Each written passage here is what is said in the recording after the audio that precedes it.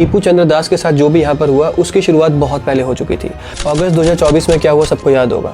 शेख हसीना की गवर्नमेंट बांग्लादेश में गिर जाती है और शेख हसीना को अपनी जान बचा के इंडिया भागना पड़ता है। लेकिन उसके बाद से माइनॉरिटीज पर, खासतौर से हिंदूज पर अटैक बहुत ज्यादा बढ़ गए। मंदिर जलाए गए, घर लूटे गए, लड़कियों पर जुल्म हुए, किलिंग्स हुई, हजारों केसेस रिपोर्ट हुए।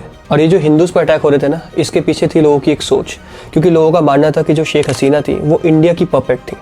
यहाँ पर सबसे बड़ा ट्रिगर ये हुआ कि जो उनका एक स्टूडेंट लीडर था, शरीफ ओस्मान हादी, उसकी डेथ हो जाती है। ओस्मान हादी की सबसे खास बात ये थी कि वो बहुत ज्यादा रेडिकल और एंटी इंडियन था। लेकिन 18 दिसंबर 2025 को हादी की सिंगापुर में डेथ हो गई। और जैसे ही ये न्यूज़ बांग्लादेश में आई, पूरा बांग्लादेश आग का गोला बन चुका था। और इसी बीच दीपू चंद्र दास का एक आदमी, ये स्क्वायर मास्टरबरी एरिया के एक गारमेंट फैक्ट्री में नॉर्मल सा वर्कर था। लेकिन शाम को करीब 6-7 बजे इसी के फैक्ट्री के कुछ को वर्कर्स, जिनके साथ में काम करता था, अपने भाई की तरह मानता होगा जिनको, उन्होंने इसके खिलाफ एक अफवाह उड़ा दी कि इसने मोहम्मद के लिए कुछ खराब बोला है। फैक्ट्री के अंदर जहाँ ये सब कुछ चल रहा था ना, फैक्ट्री के बाहर से वो पूरा मॉब जा रहा था स्टूडेंट का, जो कि प्रोटेस्ट कर रहे थे उसामा हादी की डेथ का। और वो पूरी भीड़ टूट के फैक्ट्री के अंदर आ गई। यहाँ पे उन्होंने आरएबी के अधिकारियों को भी घेर लिया। और जो आरएबी के अधिकारी थे ना, वो दीपू चंद्र दास को अपनी जीप में बिठा के ले जाने लगे उस जगह से दूर।